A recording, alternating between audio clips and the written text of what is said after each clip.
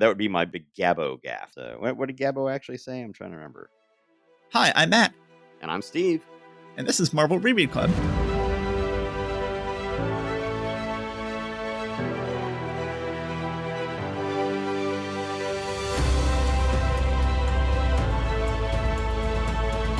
Okay, guys, we just recorded first half of our discussion of September 1963 in Marvel Comics, and now let's go ahead and jump in with the second half of September 1963. We are now going to be getting into discussing Tales to Astonish, number 47, featuring Ant-Man and the Wasp. Okay, here we go with a 5-minute synopsis, hopefully. Jan and Hank are breaking up a robbery. Turns out that what was being robbed is the largest gem in the world, the Star of Ghana. Now, Ghana's in Africa, but this apparently came from India, and I think the name actually changes later. I think that they mix up the name. So then the guy who has it, who presumably is Indian, although they color him like a European person here, so I don't know how they do it in your issue. Yeah, it is. He talks about India, his native land, known for strange mysteries and occult powers. Like, oof. So, and then at one point he talks about somebody called Gazandi, who actually has real mystic powers and can hypnotize people with his music, but he has to be very careful or else he can accidentally hypnotize himself. But I'm sure that won't be relevant in any way later in the story. Jan is able to drag Hank out to a jazz club. We find out that Hank is so square he doesn't even know who Count Basie is. So then, as they are leaving the jazz club, the cash box is being robbed. It turns out that it is being robbed by the horn player who is playing that evening, because he's not a great horn player, so he doesn't make that much money. So he figured robbing the jazz club would be the best way to make some money. For not the first time this month, we have the owner of the jazz club saying, because you've been a good horn player for me in the past, I won't press charges. And that, of course, ends up being a problem later. Then we have a cutaway to where this guy goes off to India and finds Gazandi. So it's not clear at all if he is Indian himself. Again, he's colored like a Caucasian. But so the jazz club owner is like, oh, I'm going to be a nice guy. Trago, I'm not going to press charges. I'm going to get you a ticket on the first plane out of the country because of our friendship. Just don't come back, you hear? I'll take the cost of the ticket out of the wages I owe you. Which is worse here, going up for a year in prison or being expelled from the only country you've ever known and loved for life? You know, I don't know which is worse. He might have been Indian in the first place. I'm not sure. He gets Gazandi to teach him the special hypnotizing music powers, which, remember, be careful because you could accidentally hypnotize yourself. Not that that will become relevant in any way. He then comes back to the States, and he now has a whole turban getup and a cravat and all sorts of stuff to make him look like Esquivel or something like that. Yeah. But now he's using his hypnotism powers to be able to rob his audiences. Hank gets word from the ants that there's this magic trumpet player. Jan is like, hey, that's Trago. Don't you remember that jazz club we went to? And then they listen into the music and they realize that it's breaking their brains. So they shrink down where I guess supposedly the sound doesn't hit their ears the same way when they're shrunk down, and the ants come and rescue them. So they take them down to the ant hill, and then a snake comes in. So he uses shrinking gas to shrink the snake. At that point, they then go out to the jazz club. We have this great sequence where Ant-Man gets inside the piano, and we get to see him. I always love in Ant-Man sequences whenever he's like inside machinery, which is a fun thing you can do with shrinky characters. And there's a beautiful sequence of him getting down between the piano keys and then inside the percussion of the strings inside. It is gorgeous. And then he bounces on a bunch of drums and then jumps into the bell of the trumpet. He actually wrecks the trumpet from the inside. Then, as it turns out, as he's trying to still do his hypnotizing thing, he ends up accidentally playing a note that hypnotizes himself. So then he goes back to being just a mediocre trumpet player again, but no longer a criminal. But then at the end, we actually end on sort of a poignant note. Hank is sad because one of the ants that was helping him ended up dying in that snake attack. He actually is feeling badly for his ant named Korr, Korrr. Oh, and there's my 5 minutes. And they very much will call that back in the first Ant-Man movie, where he names one of his ants and really likes it. And then that ant gets shot. You wouldn't think an ant could get shot with a bullet, but it does. So they very much call back this issue. In terms of the art, I really do like some of the art on this last page here, particularly the silhouette panel on the bottom row. Very much looks like a panel in the famous Wally Woods 20, however many panels that always work. Yes. What is it, 23 panels? 22, I think. That looks like that's straight out of the Wally-Wood I guide really to like panels this last page. I like this issue a lot more than I liked Iron Man this month. I think he does a great job with the jazz club and just sort of this jazzy milieu. I think he really does well with Hank and Jan as these fashionable people. The bottom left panel on page 3 at the jazz club is really nice. I think that the final panel of the story, as they walk away into the city, basically in silhouette, is a nice looking panel. I think it's interesting that once again, he's got his lasso and she's got her pin that she flies around with. It's very, very strange that suddenly they have these weapons. I'm not sure how long this lasts. Certainly these days, I don't think you're going to read any stories in which Hank Pym has a lasso or Janet Van Dyne has a pin that she goes around and pokes people with. It's very strange. But I thought this was a fun story. I thought it was fun to have the jazz milieu as a different sort of milieu for this sort of story. And I always love stories in which Ant-Man gets shrunk down into full-size stuff. And it's right away on the cover. It's got a gorgeous cover. Their seemingly Kirby Ayers cover, I would guess. You see giant fingers playing a piano and Ant-Man's on the keys. One of the things that I find interesting in this, too, is when this falls in American cultural history, I would have been of the assumption that Hank would be the kind of guy who would be like, no, I'm more for a jazz club, whereas Jan would want to go listen to rock and roll records. No, she wants to go to a jazz club, and he doesn't even know who Count Basie is. Yeah, you're right. Rock and roll is not even part of the equation yet. Jazz is still the young hip music that young people like Jan like and not old guys like Hank. But soon, Elvis would... Wait, no? So let's move on to X-Men, or mutants. One note that I missed when we were going through Thor is that Merlin refers to himself as a mutant. Oh, I didn't notice that. He says he has no magical powers at all. He has mutant abilities. He just used like cauldrons and potions and stuff like that just to sort of have a reason why he had these powers in ancient times. And this is the same month when X-Men comes out. So this, I don't think, is any coincidence. I think that this whole mutant idea was something that was really getting into Stan's head. And so that's why, sometime around this point when the Fantastic Four annual comes out, they end up talking about Namor as a mutant. They talk about Merlin as a mutant. And now we're about to have a whole team of mutants introduced. Okay. Yes, you're right. That's fascinating. But then later they'll talk about why were all these mutants being born all of a sudden when X-Men #1 happened? It's because of nuclear tests. At one point, Charles Xavier says I'm probably the first mutant because my parents worked at Los Alamos. That's why I was the first mutant. And that's why all these other mutants are being born. They'll sometimes be referred to as the children of the atom who are being born with mutant powers because atomic radiation testing in the air. So then that doesn't really match with this whole idea that Namor was a mutant or Merlin was a mutant or these older characters were mutants. That's sort of advanced and receded over time. Whether this really has to do with the atom age or whether it's just something that was accelerated by that or something. Yeah, I think that's the general idea. Because as soon as mutants enter the picture, which happens with this monumentous issue, as soon as mutants enter the picture, it becomes such an easy thing to do. We no longer have to come up with all these origins. And Stanley has said that was one of the reasons he invented the X-Men is because he was tired of coming up with origins. And he wanted to have spontaneously generating powers that people would just get to make his job a lot easier. And of course, once they start doing that, the can of worms is opened. Okay, well, now anytime we don't want to do an origin, even for older characters, we can just declare them to be mutants. Yep. I can't decide whether I would rather describe X-Men #1 or Avengers #1 because I have a lot to say about both these. So I have notes on Avengers #1 and I don't have notes on X-Men #1. So I would like it if you do X-Men and I will do Avengers. We can each feel free to butt in on each other's stuff as much as we need to. Okay, I have a tremendous amount to say about Avengers #1, so I'm going to interrupt you frequently, and there will be no timer on these two issues, so I can interrupt to my heart's content. So we start off with X-Men #1. Don't miss this fabulous first issue in the sensational Fantastic Four style, X-Men versus Magneto, Earth's most powerful supervillain. And then we have a very iconic cover that has been called back to many, many times, including the greatest selling comic of all time, the next time they do X-Men #1 in 1991. That will be one of many, many covers that will be a callback to this one. But I gotta say, it's a weird cover.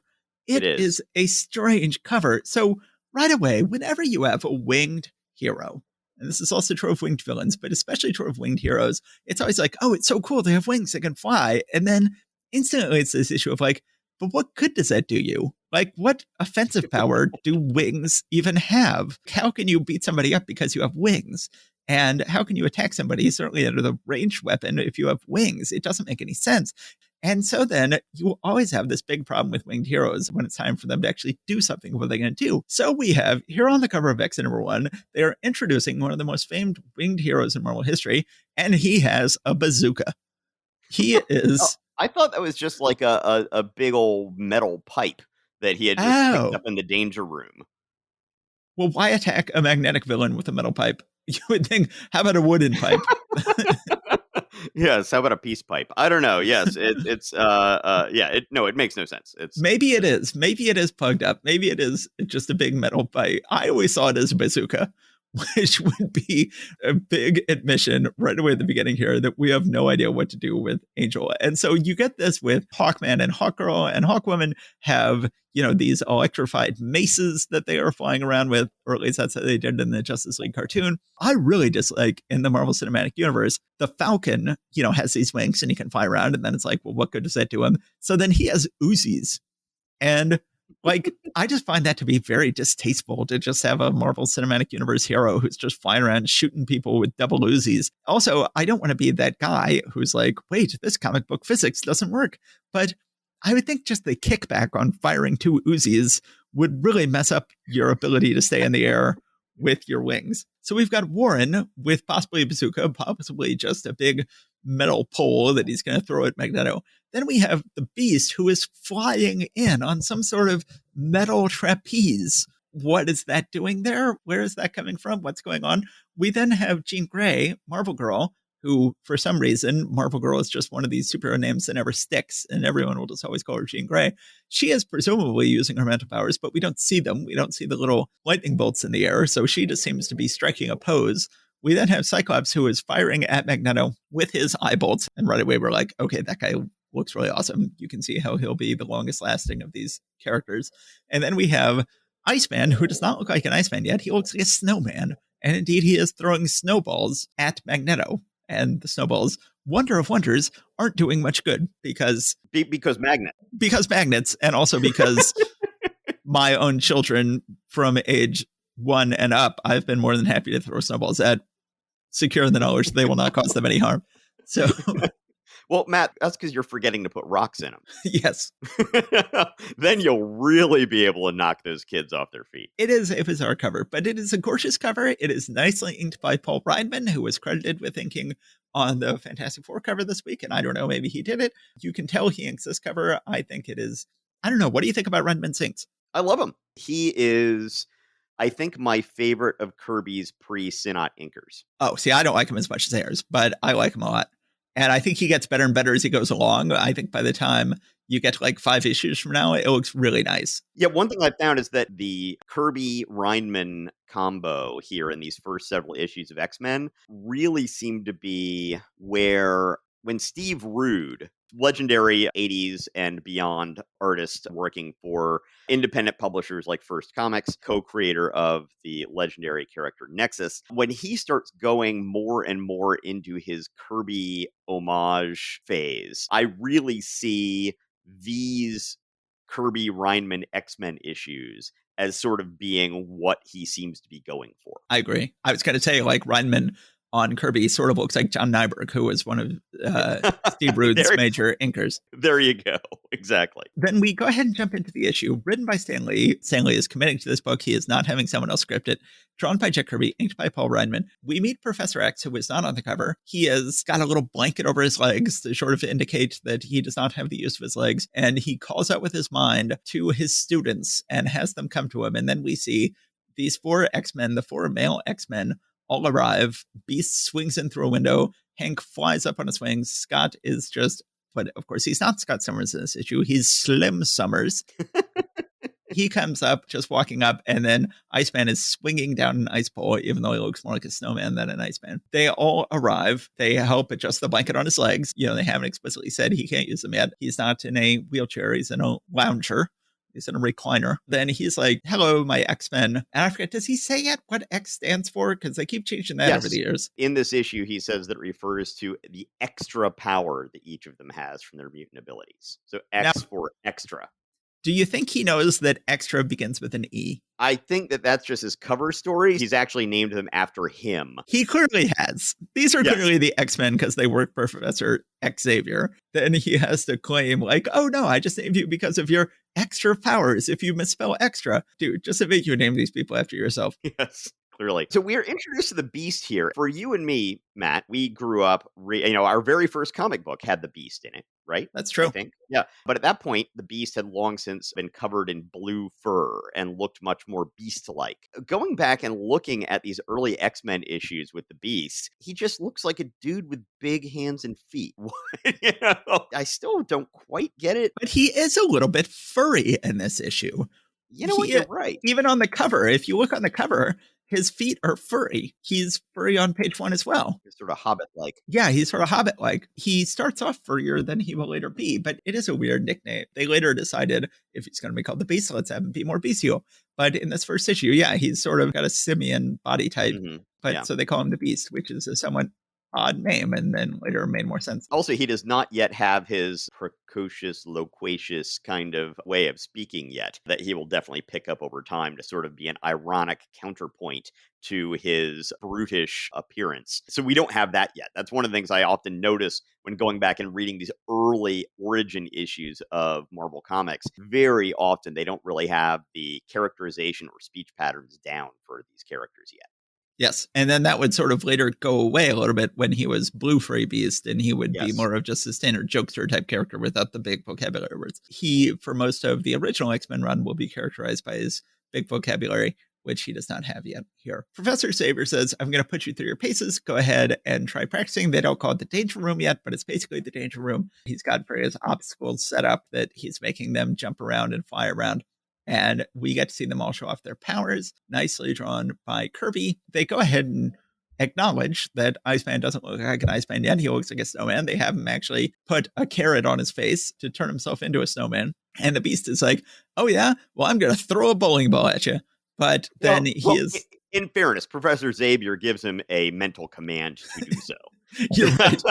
You're right. He's dressing up as a snowman with a carrot, and then Xavier This is even worse. This is even worse, though, because Xavier had said, Iceman, you're the youngest of them, and yes, I know you want to do some of these same things that your other classmates are doing, but you can have 5 minutes of free play. Go play, child. And so he dressed up as a snowman, and he's like, now, while he's not paying attention, hit him with a bowling ball. Which I'm like, wow, you're kind of a dick. Can we say that on this? Yes, we can say he's a dick. Okay, all right. We were watching you from the back, and we all thought you were a dick. Sorry, it's from Mitchell and Webbook.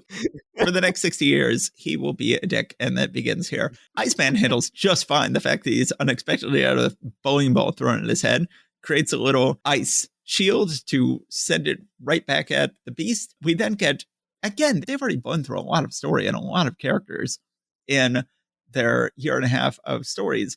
And the fact that they could come up with 5 heroes this iconic and this cool and totally different from anything else we'd seen before is very impressive. And they've come up with 5 really cool, interesting looking heroes, but especially Cyclops with his laser beams coming out of his eyes, which are very cool. And just in general, his sort of visor look is very iconic. So fortunately, you as a white man can get away with accidentally calling them lasers. Other people will just be like, "You're not a real comics fan. They're not lasers. They're force beams," or whatever.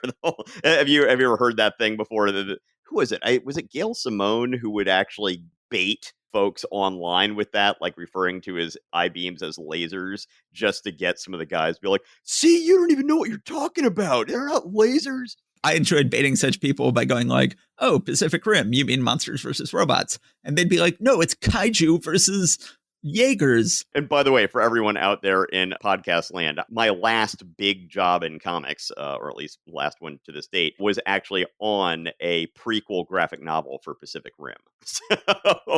So I have a Pacific Rim connection, which I had to make sure to refer to as a gig, not a job. They told you had to refer to it as a gig and not a job? No, I figured that out pretty quickly when I was telling people about my Pacific Rim gig. I see what you did there. So, all right. Kid safe. Kid safe. We're being kid safe here. So then they all practice their powers for a while. And then Professor Xavier has some good news for them. You may be interested to learn that at this very moment, I sense a taxi approaching our main gate. Within that vehicle is a new pupil, a most attractive young lady. And we instantly get off on the wrong foot here, where he is inviting them to sexually harass and assault their new student constantly over the course of the next 60 issues, which begins here like a nuclear explosion. She's wearing this very sort of interesting 60s outfit. She's actually wearing a skirt rather than so many times we've seen women wearing suits. You know, she's not wearing a suit so much. She's wearing an interesting little tam on her head. She's wearing a neckerchief. She's wearing a sort of suit coat and then a fetching skirt underneath it. And this is Jean Grey, who will turn out to be one of the all-time great characters. He explains to her that they're called the X-Men because they have extra power. Then he introduces them all. They're all in their civvies now. Hank McCoy, known to us as the Beast, Bobby Drake, nicknamed Iceman, Slim Summers, our human Cyclops, and Warren Worthington III, who is called the Angel. This is Miss Jean Grey. She will be known as Marvel Girl, but for some reason that name will not stick. She will be known mainly as Jean Grey. She will frequently get killed and then come back to life, but she will have an epic comics history. Almost like a phoenix that way. Indeed, much like a phoenix. So right away, she comes off as pretty badass. They are trying to compete over who will offer her a chair. And she's like, I'll do it myself. And she uses her mental telekinesis to pull a chair out. Except for she doesn't call it telekinesis. She calls it teleportation. But it's clearly telekinesis. It's not teleportation at all. She takes out a book and reads it with her powers. It is very cool. She's clearly a more powerful character than Sue Storm has been up to this point, or than the Wasp has been. She is potentially a very cool, very interesting character. Instantly, the sexual assault begins and never lets up. Hank McCoy instantly grabs her and tries to kiss her. She flings him up to the ceiling, spins him around. All very good to see. She's like, oh, by the way, Professor X, why did you recruit me to school? He's like, oh, I'm glad you asked. It's because somebody wants to kill you, and we're going to try to kill him. So meanwhile, it's right here where they get the thing you were mentioned about his parents working on the first A-bomb project. The timing for that doesn't work out at all. No. Right. I mean, he would only be a few years older than Scott and Jean here, if that were true, right? Yeah, I mean, it's implying he was born sometime after 1945 or something. It doesn't make any sense. No. He's clearly supposed to be an older man. Yes. If his parents worked on the A-bomb project, it doesn't make any sense, unless there was a secret World War I A-bomb project that exists only in the Marvel Universe that we haven't heard about. He now explains to them, like, that's what I wanted to ask. Just what exactly is our real mission, sir? And he says, Jean, there are many mutants walking the earth, and more are born each year. Not all of them want to help mankind. Some hate the human race and want to destroy it. Some feel that mutants should be the real rulers of Earth. It is our job to protect mankind from the evil mutants. So then we cut to Magneto. It's important to note with Magneto, we will not see him without his helmet off until issue 62 or so, many years later when Neil Adams is writing the book. And we won't get the sense until then that he's older, that in fact he was a prisoner in Auschwitz. This will not be established until much later. The prisoner in Auschwitz thing, wasn't that actually Chris Claremont later in the 70s or 80s? Right. Chris Claremont would make that up as a way to deepen and enrich the character. Then we get to one of my big issues with this book, or one of my big issues in the way people talk about this book. Then we get to Magneto, and he has no one helping him yet. He is working solo. He says, the moment is at hand. All my months of preparation and planning shall now pay off. The human race no longer deserves dominion over the planet Earth. The day of the mutants is upon us. The first phase of my plan shall be to show my power, to make Homo sapiens bow to Homo superior. Brian Cronin. I love Brian Cronin. He is, maybe the all-time greatest writer about Marvel Comics. He has devoted the last 20 years of his life to writing about Marvel Comics every day on his blog and does a beautiful job writing about it. But he has a real bugaboo about this issue and about the early days of the X-Men. He wrote a book. He's very focused on the X-Men. He wrote a book about the X-Men, 101 Things Every X-Men Fan Should Know and Do. He is a big fan of the X-Men. Generally speaking, Brian Cronin likes to talk about how much Stan Lee lies, and he's not a fan of Stan Lee, and he's always accusing Stan Lee of lying. And one of the more bizarre things he accuses Stan Lee of lying about is that Stan Lee would later say that when he created Professor X and Magneto, that he based them on Martin Luther King and Malcolm X. He wanted to have Professor X be sort of a Martin Luther King type figure and Magneto be sort of a Malcolm X type figure. And it is very important to Brian Cronin to insist that this is a lie. And this is not only a lie, but a lie that shows that Stan Lee always lies. And this couldn't possibly be true. Well, I, for one, believe it. I believe that these characters are based on Martin Luther King and Malcolm X. And I think that one of the reasons that Brian Cronin doesn't believe it is that Brian Cronin's site sort of began as a Grant Morrison fan site, right around the time that Grant Morrison had done X-Men. And Grant Morrison had made it clear that he thought that Magneto was sort of a loathsome figure and was not an honorable figure and was not an honorable man. As soon as Grant Morrison was off the book, Marvel was like, no, that's not true. We're going to invite Chris Claremont to come back and prove that Magneto is an honorable figure. I think Marvel knew that he worked better as an honorable figure. They would certainly be able to get a lot of good movies out of him being a somewhat honorable figure, but ultimately a villain. I think Brian Cronin sees this as like, this is Stan Lee trying to say that Magneto was always supposed to be an honorable hero and that he was based on Malcolm X. But I think that Brian Cronin is just not acknowledging the way Malcolm X was perceived in 1963. And really all the way up into the 90s, at least. Growing up in a liberal family in Atlanta, I really didn't see Malcolm X's reputation being rehabilitated in the culture more broadly. Let me put it this way, in liberal white culture more broadly, until the 90s. I really don't think it's a stretch to say, oh no, he could have seen this as being set up that way. And yes, he saw Magneto definitely as a villain, in that equation. But what do you think? Do you think it's possible that Stan Lee was telling the truth, that he was thinking of Martin Luther King and Malcolm X when he created these characters? I don't know. People who don't know as much about comics, they'll hear things and then be like, oh, well, did you know? And one of the things they'll like to say is, oh, well, when they first created this X-Men based on Martin Luther King and Malcolm X and, all that kind of stuff. Before I went back and reread this, I will often be like, yeah, well, that's mainly based on the writing that Chris Claremont did decades later, and he really was just pretty much a mustache-twirling villain back in the early days, and the fact is he was called the Brotherhood of Evil Mutants, so if they were, it's not really saying much about, it's not really saying like, oh, these are two sides of the same coin, and both of them need to be listened to and respected. That's not really the way it works. Now, when we look back on here, I can see a little bit more of maybe he actually did mean that. And yeah, we just have to remember that even though Malcolm X is generally seen much more sympathetically in the last 30 years, he really wasn't before 30 years ago in wider white culture, basically. Yeah.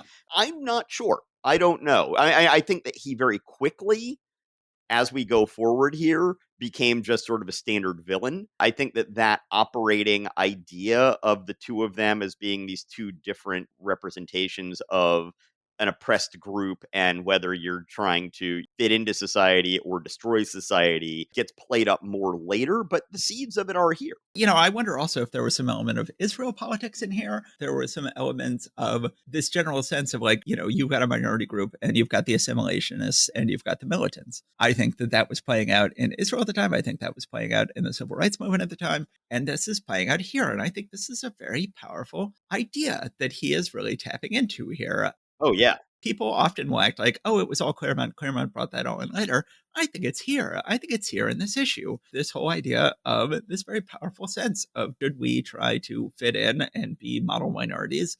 Or should we go ahead and say, no, we actually can be better than these people. And we should be acting from a place of pride or even arrogance. There's a lot going on here. So then we have Magneto, of course, screw with a missile test. We may break up September 1963 into two episodes, so this may have been in our previous episode where Merlin attacked Thor and messed up a missile test. There's clearly something going on here. Clearly, there was some major part of our culture was focused on failed missile tests at the time and why they keep showing up in these Marvel comics. At the same time, there are a number of repetitive things going on this month, right? You have at least two issues where somebody has a crime committed against them and they're like, oh, I won't press charges, and it comes back to bite them in the butt. We've had two issues where we have missile tests that go badly, and then as the bad guy wrecks a missile test to do something or other. There just seems to be a lot of stuff that's getting recycled to this month. We're starting to have more issues per month than we've had before, so that's presumably part of it. Magneto decides, no, I'm just going to actually flat out attack this missile base entirely. And there's a great bit taken right out of Wizard of Oz where he has magnetized dust particles in the air, spell out in the sky, surrender the base or I'll take it by force. And then this sort of dainty cursive signed signature underneath it saying Magneto, like, it's me, Magneto. And, I'm like XOO. But now Magneto, now that they've all seen your signature, they'll be able to forge checks from you. Don't you realize that? Yes. Why don't you just put your social security number up? Which at that point, of course, wouldn't necessarily have been considered a dangerous thing to do either. Magneto goes ahead and attacks the army base. He takes it over. We've already played around with villains with magnetic powers in the past, but he goes all out with Magneto, really plays up the concept to its full strength for the first time. So then he takes control of Cape Citadel. I assume Cape Citadel isn't real, by the way. I assume this is sort of just based on Cape Canaveral. That's what I thought too, although in Thor we had Cape Door, which also seemed based on Cape Canaveral. Who knows? So then we get to, again, just horribleness with Jean Grey. She is trying on her outfit. She thinks, whoever designed this uniform could give Christian Dior a run for his money. And all the guys are just watching her try on the outfit. And she catches them. Literally peering around the corner, like hiding, sticking their heads out from around the corner. And one says, "Wowee, looks like she was poured into that uniform." Just like, creeper. Creepy as hell. And then she's like, "You again. Honestly, can't a girl have any privacy around her?" He says, "Easy, gorgeous. We were just passing by. Don't go getting mad." The Bee is seemingly the worst of the group here, even though he will later be better. And of course, we will many, many, many years later find out that Bobby Drake Iceman is gay. That will be one of the longest comings out in comic book history. And then it's the sort of thing where once it's revealed later on, they're like, "Oh yeah, well, there were all those sort of hints over the years." But I don't think Stan Lee had any idea at this point, it's safe to say. No, not at all. I think at one point in here, isn't Bobby the one who's not being inappropriate to Jean? Like page 8, panel 1. A girl, big deal. I'm glad I'm not a wolf like you guys. Yes, actually, he is being the one non-jerk in this whole thing. But then later there's like, oh, yeah, well, that means you're gay. I don't think it's like, I think it was a good move to go ahead and have him be gay. And I think it was, they probably weren't planning on this for a long time, but it did make sense for the character. And it already makes sense here on page 8 that he is the one who is not the wolf of the group. They all get ready. They ride in a Rolls Royce to the airport, and then they fly to Cape Citadel in a mental-powered plane. And then they show up in their outfits, and they introduce themselves to the army. And they're like, "We're going to take care of this guy." They do. They take care of it. There are awesome pages of them fighting missiles that he is throwing at them and doing all sorts of stuff. Lots of gorgeous art of them using their powers, Magneto using his powers against them. And then eventually they convince him to flee. He realizes they've taken back control of the base. They're like, "He's gone, but where? Immune with his powers. He could be anywhere, but at least we've beaten him for now." You would think that the army men running the base would be like, "Okay, you people are just as horrific as Magneto. What the hell was that?" But no, they're like, "You call yourselves the X-Men. I will not ask you to reveal your true identities, but I promise you that before this day is over, the name X-Men will be the most honored in my command." And I go, "Thank you, sir. And should America's security ever be threatened again, the X-Men will be back." They fly home. They see Xavier's mental image projected in the sky saying, "Well done, students. You have justified all our long hours of training, all our sacrifices, all our dreams. And now return to me, my X-Men." They tell us we should come back for issue number 2. So I think this is an excellent issue. Obviously, the X-Men will in some ways turn out to be the most valuable franchise in Marvel history. Marvel's greatest selling book of all time will be the next X-Men #1. You can argue the first great Marvel movie was the first X-Men movie, or the first, certainly blockbuster Marvel movie was the first X-Men movie. This will be the leading cutting edge of Marvel Comics at this point on. And I think this is an excellent first issue. These are excellent characters. They have got excellent designs. They really look beautiful. Magneto is clearly a fantastic villain. We're already getting great interactions between them. I think there's a lot going on here in terms of what that means to be a minority. Obviously, Stan Lee and Jack Kirby are not ideal civil rights leaders. They are white men, but they are both Jewish. There are elements, I think, here of what was going on with Jewish thought at the time in terms of being separatist or being assimilationist. And I think there's just a lot going on in this issue. I think it's a fantastic issue. Like I said, I really like the art combo in here of Kirby and Reinman. Yes, there are problems with some of the characterization. There are issues with how they're handling Jean Grey, and those are going to get worse next issue. Hopefully they will stabilize a little bit after that. And it's funny, one thing that I guess we're going to get into next time we see the X-Men is there's some vague reference to Xavier having some kind of government connections. Yes. It's going to come up in the next issue. And then Claremont harkens back to that when he first takes over writing X-Men in the mid-70s. And it ends up being referenced in X-Men First Class. Right. They're like, it's almost like we're G-Men. but instead we're X-Men or something like that. Just all these little weird things that just because people keep on going back to the source material over and over and over again, this stuff that was originally just supposed to be disposable entertainment, they just keep on finding all of these other different nuggets that they can use for various things. Yes, I think if this was supposed to be disposable entertainment, then we as a country have failed to dispose of it epically. I think that no one has yet disposed of the X-Men, nor will they ever. No, but we have upcycled it. Yes. But yes, as you said, the X-Men will become their most valuable franchise, but it'll be a sleeper. It will be their least valuable franchise for the first 20 years or so, and then it will become their most valuable franchise. As Elliot Kalan talks about on Marvel by the Month, talked about, finally Claremont starts writing the book in 1976. And it's like, oh, what if someone was writing X-Men and it wasn't the 5th book they wrote that month? Yeah, amazing what you can do with it.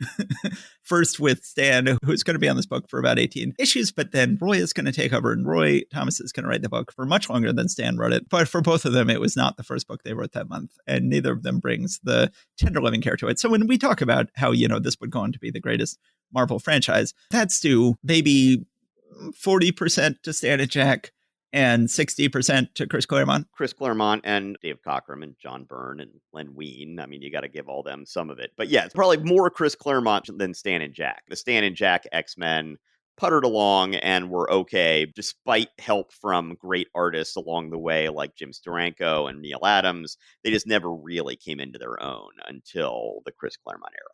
But I think there's a lot of value here. Yes, I agree with you on that. I'm just saying, though, that they don't become the mega property that they will until at least the 70s. There's a lot of value here that did not get fully realized until Claremont took over the book in 1976. Okay, shall we move on to Avengers #1? You tackle Avengers #1. Who boy, this is one of the nuttiest issues of Marvel Comics ever published.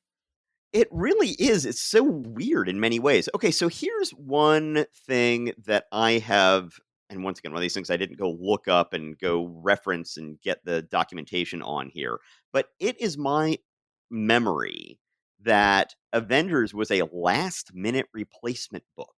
For Daredevil. Yes, okay, that's the story I'd heard. And then when that book got delayed, they were like, hey, maybe we should finally give Martin Goodman what he asked for in the first place, which is Marvel's version of the Justice League. And They had never delivered. Martin Goodman had said, I want Marvel's version of the Justice League. And Stan had been like, okay, I will give you everything but that and create this whole amazing Marvel universe, and still never deliver that. And then it was only when Daredevil ended up being, and we'll talk about Daredevil more when he actually debuts, but it was only when that book became massively delayed for various reasons that he's like, why not? We've got space to fill this month. Let's actually create the Avengers. Yeah, so, and that's, I think, one of the reasons why this ends up coming across as such a weird issue. I mean, not weird, but it's bonkers issue. It's just sort of like a last-minute thing they just kind of threw together, as at least that's the way the story goes. And it certainly feels like a last-minute name. I don't think anybody gave any thought to the name The Avengers. No. Was the Avengers British TV show running at this point? It was. In Britain, it's unclear to me if any episodes had aired in the United States at this point. I think they had. I think maybe the Patrick McNee, Honor Blackman episodes had started airing in the United States. So that clearly, that's got to be the source of it, right? It's just such a weird name. It is. I mean, it made more sense. On the British show, they were like the secret agents who were sent in once a secret agent was killed on the job, and they were sent in to avenge them, although they never really played up that aspect. It'd become much more of a silly show. It had a very serious first season in Britain with 2 guys as the stars, and then they had replaced one of the guys with a series of fashionable women, and it had become more of a silly show. They had kept the name The Avengers. Surely that must have influenced Stan here, because it's such a weird name. And as it's been pointed out many times, the Avengers have nothing to avenge. They're not on any sort of mission to avenge or revenge or... Avenge, revenge, vengeance, any of those venging things. Stonevenge. Nothing on the spectrum of venge is going on here. Yes, so somehow they ended up quickly turning out this book and quickly coming up with the name The Avengers, which, hoo boy, would have some major pop cultural legs to it. On the cover, it says Thor, Ant-Man, Hulk, Iron Man. Wasp gets short shrift here, oddly enough. Yeah, she the does. Avengers, or she's on the cover, but she does not get name checked. Earth's mightiest superheroes, and then they're all facing off against Loki. Thor swinging his hammer there on the cover. The hammer is currently on the back part of the circle, and then it comes forward, and it's still behind his arm. Yes. It's comic book physics for you. We start out and we see that Loki wants to defeat Thor. So he goes and looks for him mentally through the universe and sees that he is currently in Don Blake form. He's like, ugh, that just wouldn't be any fun to get Don Blake. I want to get Thor. So how do I get him to turn into Thor so I can figure out a way to beat him? So then his roving eyes go through and find the Hulk. Now, of course, the Hulk's book has been canceled for a number of months at this point. Did we already see him show up in Fantastic Four at one point since then? I think we did, right? Yeah. Yes. So he has shown up just once since his book was canceled, but he's apparently still bouncing around in the desert Southwest. Loki then thinks, I could use him to try and draw out Thor. He tricks Hulk into thinking that there is dynamite on a train trestle. And Hulk, who, because Jack Kirby is drawing him, can fly in the art, but not in the words, swoops very explicitly down. In the words. No, he can't fly. Yes, but in the art, he clearly can fly. Loki makes him think he sees some dynamite that's about to take out the train trestle. And the Hulk, I'm going to go ahead and save the bridge because that doesn't really seem like the Hulk, but, the Hulk's personality was different at this point. But the dynamite wasn't actually there, and so somehow that causes him to accidentally wreck the bridge. It's a little unclear how that works. The train is coming ahead, and it looks like... What is that? Probably the Southwest Chief? I know our dad would know. Our dad's Yes, a huge train buff. Yeah, I'm going to go ahead and say the Southwest Chief. So it's barreling along, and they now see that the bridge is out, and they're going to wreck, but then the Hulk actually is able to repair the bridge just with the strength of his own back, just long enough for the train to make it over. So he actually saves the train, but all anyone actually sees is, hey, the Hulk was there, and we thought the train was going to wreck, but it didn't. But then by the time the train was gone, the bridge was wrecked. So the Hulk is trying to wreck bridges and wreck trains, which is totally unfair, obviously. Rick Jones. So the previous time we had the Hulk show up in another superhero book was in the Fantastic Four. There was a villain who framed him as the Wrecker. Here, Once again, it's like Stanley has forgotten he's already done this story. But then once again, they're going like, oh, it's the Wrecker. It's the Hulk. He's once again being framed as a Wrecker, and a bunch of other Marvel superheroes will have to stop him. It says train engineer identifies Hulk as would-be Wrecker. We then see Rick Jones reading in the newspaper about the Hulk attacking this train, and he's like, nah, that doesn't sound like him. I'm pretty sure that's wrong. But, I don't know, the Hulk can be a loose cannon. We need some backup here. So then he goes and gets the Teen Brigade, whom we have not seen since Hulk number 6. He gets them together to radio the Fantastic Four so he can get out here and help get to the bottom of what's going on with the Hulk and if he actually has turned against humanity. They send out this radio call on some kind of special Fantastic Four frequency that apparently he has. It's interesting. On the bottom page 4, we see the little signal coming out from what looks like South Texas to me. Yeah. Whereas usually I think of it as being in New Mexico or Arizona or Nevada, somewhere not in New York. As our New York grandmother once said when she found out how far away Atlanta and Fort Smith, Arkansas, where our dad was from, that she was like, I thought all those southern cities were close together. Yes. This is that same sort of thing. Or when we saw Rent on its farewell tour just this past week, we had seen it on its first national tour. And that time it was delayed showing up here because the booking agent in New York had booked them to strike set in Texas one day and then be set up in Greensboro, North Carolina 24 hours later. So strike set, drive all the way from Texas to North Carolina, set the set back up again. And they're like, that doesn't work. So they had to reschedule. Yeah. Besides of people in New York not really having any idea where geography is outside of New York. Loki is like, no, the Fantastic Four will ruin everything. So I will go ahead and use my powers to divert the special signal that goes to the Fantastic Four special frequency and send it instead into Don Blake's just office radio. Don Blake is like, oh, okay, Teen Brigade. Yeah, okay, let me go and help them out. Turns into Thor. But it turns out that this diverted signal also happens to end up being picked up by Ant-Man and by Iron Man. So all of these folks happen to have accidentally gotten this thing meant for the Fantastic Four. The Teen Brigade is waiting to hear word back, and they're like, why haven't we heard from the Fantastic Four? What's going on? Well, we see Ant-Man and the Wasp get this. So once again, the Wasp can fly. I cannot stress this enough. The Wasp has wings. She can fly. But now Ant-Man, it turns out, to show that he is in a committed relationship now, he has built a double antibolt. She says, Hank Pym, you're beginning to sound like a stuffy old bachelor again. And he says, and I intend to remain that way. Now see if you can't be quiet long enough for me to activate the double catapult. He puts them both in a little twin cannon, which he fires off. And she is saying, quite logically, why do I have to rely on your silly flying ant relays? I happen to have my own wings. And he says, but we've got 1,000 miles to cover, Jan, and you don't want to get exhausted when we get there. So they shoot out of a double cannon, and then they land on 2 flying ants each that they're going to ride like water skis. For 1,000 miles. For 1,000 miles. So that she doesn't get tired using her own wings. And, oh, incidentally, I didn't think to give myself any wings, so I have to do this anyway. Yes. It is truly bizarre. One of many, many truly bizarre things in this book. And then on the next page, we get, as you were talking about, Matt, Iron Man liking to travel vertically. He is flying down the highway, but he is flying in a standing position for a while until he eventually then goes ahead and starts flying more like a Superman type flight.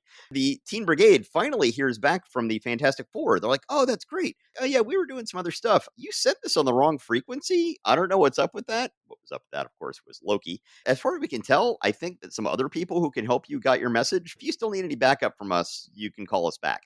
They're like, what are they talking about? And then that's when Thor and Iron Man and Ant-Man and the Wasp all happen to show up at that exact moment in their little clubhouse. I think I've mentioned before that I am a big fan of the Marvel Comics themed deck building card game called Legendary. And for a while, I had gotten into custom card creation. Fans create their own cards based on stuff. I came up with my own backup adversary group called the Teen Brigade, and I used panel 3 of page 7 here. I took that image of all the teenagers pointing and looking and gasping as the image that was used on the card. Oh, cool. Yeah. They all show up and they're like, what can we do? Meanwhile, Loki is once again seeing that this whole team of people has shown up, and he's like, no, I just want to get Thor, and this is going to get in my way. So then he decides to make an illusion of the Hulk outside the window that only Thor sees. So then he heads out to try and fight the Hulk, finds out it's an illusion, and he's like, only Loki could do this illusion. So I'm going to go to Asgard to find out what's going on. And Loki's like, finally. So meanwhile, everyone else is like, where did Thor get to? And they don't know. But meanwhile, we see that the Hulk is actually hiding out by disguising himself as a super strong robot in the circus that is juggling elephants and horses and what is that, a seal? Yes, and he's wearing clown makeup. Don't forget that he's wearing clown makeup. Yes, which makes it clear he's a robot because clown makeup. Yes, yes. And I'm sure the ASPCA is totally cool with juggling elephants and horses. Maybe the biggest meanwhile in the course of comic book history, where meanwhile, the Hulk has decided, what am I going to do in this world? Where is the place for me in this world? I'm going to get a job at a circus. I'm going to pretend to be a robot. I'm going to continue to be green, wear clown makeup over my obviously green skin, claim to be a robot, get a job, juggling, and Kirby could not do a more amazing job of what is going on for this poor elephant as he is being juggled. This elephant is being juggled. If you were to tell an artist right now, show me an elephant that is in the middle of being juggled, there is not an artist alive who could do as good a job with that request as Jack Kirby does with this elephant. And the horse and the seal are all clearly being juggled. This is one of my all-time favorite panels in a Marvel comic book, just for sheer insanity and fun. It is a delight. So Hulk is hiding out in plain sight in the circus. Ant-Man figures out where he is because of his ants, and then his ants make a sinkhole underneath the Hulk to try and get him away from the circus so he can try to convince him he's a friend, and they're trying to figure out what's going on because he's being hunted. Hulk is not buying this, and then he uses a bellows that he gets from who knows where. Just sitting around. Exactly, on Hank and Jan. Iron Man shows up, and he chases the Hulk. The Hulk jumps away, and he's trying to jump through the actual big top canvas itself. But apparently the ants have laid down nylon netting, strangely enough. Apparently, nylon is strong enough to hold the Hulk, kind of. Yes. But this is another place where the Hulk clearly is flying because he jumps up, gets caught by the net, but then because of his strength, he is able to struggle through the net upwards. But he cannot fly. He cannot fly, but he just flew, and he cannot fly. Kirby and Lee still have not come to a satisfying agreement on this. They have not reached a rapprochement. No, they have not. And then on page 14, we then see the Hulk outmaneuvering Iron Man in the sky, too. Again. Then we cut away to Thor. He is now in Asgard, where he is asking permission from his father, Odin, whose helmet is once again fabulous. We get to see Kirby drawing Odin. I think the first time. Kirby's all-time favorite character. We've never seen Kirby draw... No, we saw Kirby draw Odin quite a bit. Okay. In the early days. I would say Odin is the character that is the Kirbyest Kirby character of all time. You know, maybe Darkseid, maybe a couple others. But Odin is the character who Kirby gave himself this rule. He always had to have a different helmet. He always had a different throne. Every time you saw him, Kirby is once again instantly excelling at doing Odin, who has a fantastic hat, as he always will. Oh, yes. Fabulous hat wear. He gets permission to go on this journey through these dark parts of Asgard to the island where Loki is being held prisoner. But Odin says, but I cannot interfere between the two of you. That's part of the deal of you being able to go there. He says, I understand. So then we have a great sequence over the next page of Thor traveling through this swamp and this dark, looks like a mangrove forest, and tossed around on turbulent seas, and then being attacked by some stuff that Loki is sending out from the island that he has gained more power over.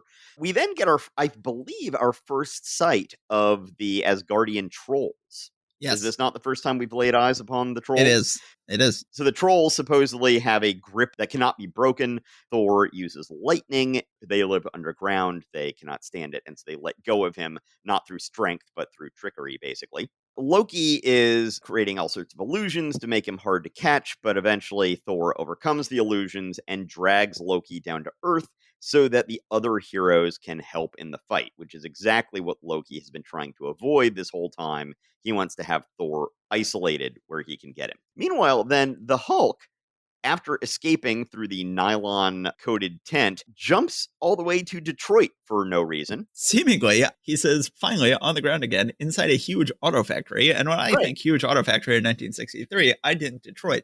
That would be a heck of a lot of travel for this battle to happen. Maybe it's a huge auto factory in the Southwest, but it certainly looks like Detroit to me. No, Matt, on the top of page 19... Iron Man comes up to this plane and says, attention, this is Iron Man. Have you seen the Hulk? Repeat. Oh, they say Hulk? Detroit. And one of the pilots say he just whizzed past us, looked like he was heading toward Detroit. Yeah. Okay. No, I didn't realize they actually said Detroit. Yes, this has been one hell of an epic chase that has taken them from the Southwest to Detroit. Well, first from New York to the Southwest to Detroit. Yes. They have a fantastic battle in this auto factory. Towards the end of this, Loki starts giving off radiation. It looks like he's about to defeat the Avengers, but then the ants are able to somehow open a trapdoor under Loki and send him through a chute into a lead-lined tank. Because, as we find out later in the page, apparently there's some reason that Detroit auto manufacturers have to have trucks come by to dispose of atomic test material. What was that doing in a Detroit auto factory? Okay, I thought you were just making that up, what you just said. Thor says, this is where the trucks which carry radioactive waste from atomic tests dump their loads for eventual disposal in the ocean. Right. How did the United Auto Workers feel about this exactly? Is this in the job description of Detroit Auto Workers? Also, isn't this the whole reason that we just got invaded by Atlantis? Because of us dumping radiation in the ocean?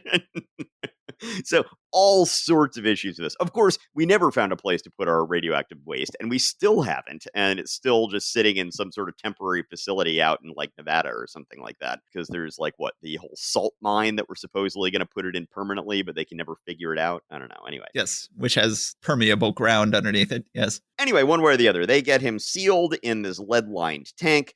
Thor says he won't be radioactive for long, and then when he is no longer radioactive, I'll get him out of there and take him back to Asgard for punishment. And they're like, oh, well, hold on, wait. As long as we're all here, there might be other big things that come up from time to time. Maybe we should get together on a regular basis to take care of those things.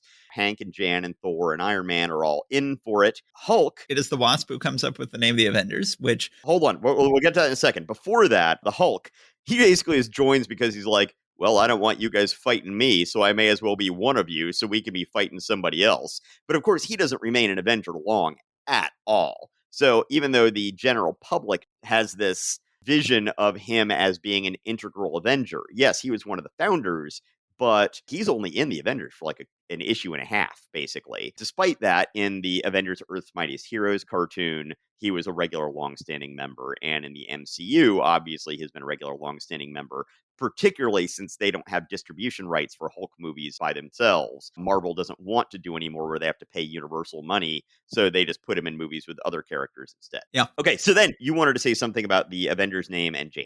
Yeah, good trivia. I took a 1960s Marvel Comics quiz at one point, and they did ask on that quiz who came up with the name of the Avengers. So I was glad I knew it. It is the Wasp. The Wasp comes up with the name of the Avengers. Indeed.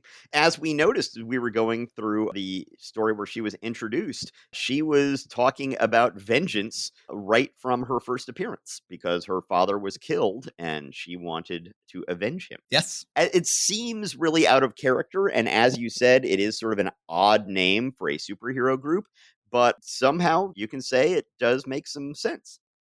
Yeah. For her, and right. I guess for Hank, who is avenging his dead wife, but yes. I'm not sure what Thor and Iron Man are avenging. True. So right away, we got to say that the Avengers doesn't work to a certain extent. It doesn't make any sense to have Hulk on the team. It's really strange not to have Spider-Man on the team, that this isn't really the greatest Marvel heroes. This is sort of the second greatest Marvel heroes after Spider-Man. But there was a sense of like, well, it wouldn't really make sense to have Spider-Man on the team, just like it doesn't really make sense to have Hulk on the team. You instantly get this question of like, okay, what is this comic? What is this comic going to try to do? What is it going to try to be? Is it going to try to be the Marvel's answer to the Justice League, or can Marvel really sustain something like the Justice League? Does the Justice League only work when you have bland, generic heroes like the bland, generic DC heroes who can easily be mixed and matched in any combination?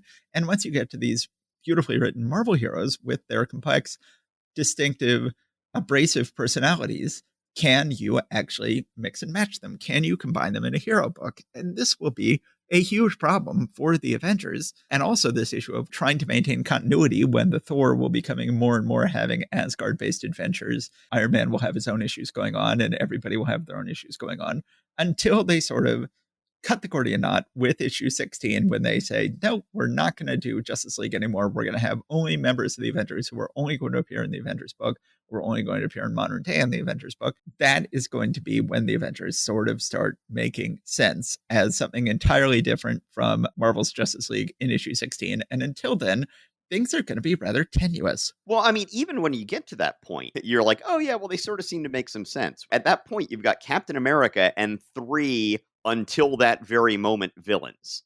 Yeah. It's still, that's really weird. But yeah, it does sort of just say, we're just going to go off and we're going to be weird and we're going to do our own thing rather than trying to be a Justice League. One of the things I find is that an interesting thing about the difference between the Justice League and the Avengers in the later 60s. So Marvel had the Avengers attacked by basically a pseudo Justice League. So you had very obvious analogs to Superman, Green Lantern, Wonder Woman, Batman, Flash, all attack the Avengers. And this has gone on to be called, has various incarnations over the years. Squadron Sinister, Squadron Supreme, Utopolis apparently is another name it's gone by in recent years. And the thing is, you see these characters in Marvel Comics, and it is clear these are DC character analogs. Well, DC, I don't know whether it was as a legal thing or whether it's just sort of a good-hearted sort of back and forth sort of thing. I'm a little unclear on that. But one way or the other, DC basically did the same thing back to Marvel, where they had analogs to the Marvel characters that showed up in Justice League. The thing is, those characters in Justice League, no one really got it. It wasn't like, oh, that's clearly Thor. And there's Captain America. Later, I've had these characters pointed out that still exist in the DC universe, and it's sort of like, oh, that's supposed to be like a Thor-like character? Oh, I guess maybe so. Yeah. What did you say about DC characters being bland or boring or something like Generic, that? yeah. Generic. I would say instead of generic, it's more like archetypal.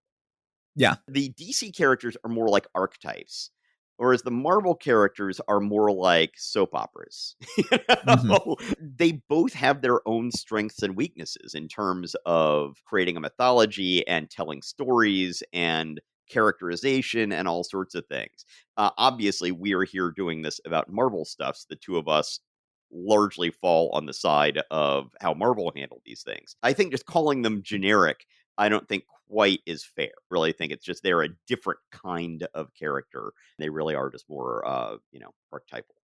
But they definitely had less personality. Oh, yeah, absolutely. I mean, at this point in 1963, they had been publishing Green Arrow comics every month for the last 20 years, and he had never shown the slightest shred of personality in 1963. He would soon get a great personality as they brought on some other writers.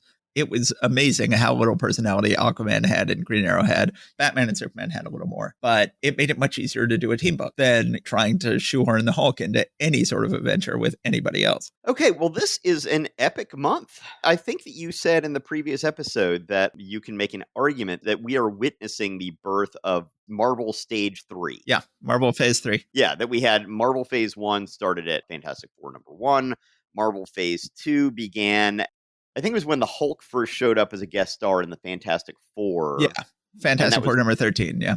Right, and that was right around the same time that Spider-Man showed up, if I'm not mistaken. Yes. More importantly, Marvel Phase 2 would be when Stan and Jack weren't doing every book anymore. And Don Heck was brought in and Ditko was brought in. It wasn't just Stan and Jack's world anymore. So this is now sort of Phase 3, where we get the X-Men, we get the Avengers, we get much more crossover, much more continuity, much more of an idea that this is a shared world that all of these characters are in and interacting in, that have, hey, if you want to know what's going on in the Marvel Universe, you got to buy all these things. It's sort of like the beginning of that sort of thing here.